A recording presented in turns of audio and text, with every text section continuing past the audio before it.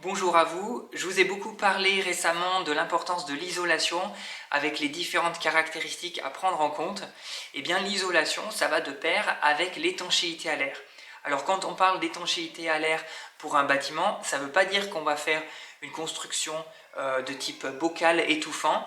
Non, puisqu'on aura toujours un système de ventilation pour renouveler l'air et puis on aura toujours le droit, bien entendu, d'ouvrir les fenêtres si on le souhaite.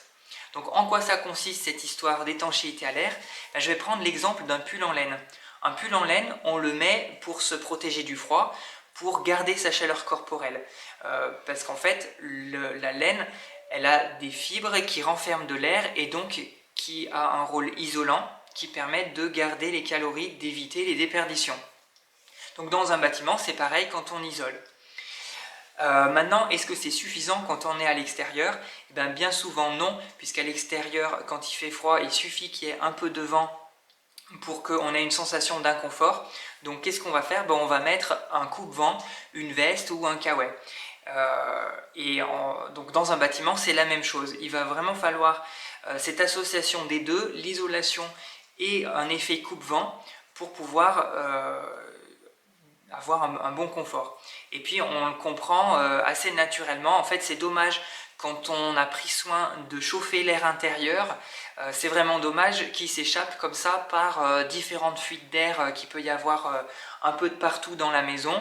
Et c'est vrai que si on n'y fait pas attention, le cumul de plein de petites fuites d'air, ça peut faire au final de grosses fuites et de grosses pertes d'énergie. Donc maintenant, comment on fait pour obtenir cette étanchéité à l'air? Il y a différentes techniques. Par exemple, il y a la technique des panneaux OSB, donc c'est à base de lamelles de bois compressées. On l'utilise beaucoup dans les constructions en ossature bois. Il y a aussi la technique de l'enduit. Voilà, on va appliquer un enduit en parfaite continuité sur tous les murs, aux jonctions avec les menuiseries. Et là, on assure l'étanchéité à l'air comme ça. Et l'autre technique qui est assez répandue, c'est la membrane. C'est une sorte de toile qu'on va tendre devant l'isolant.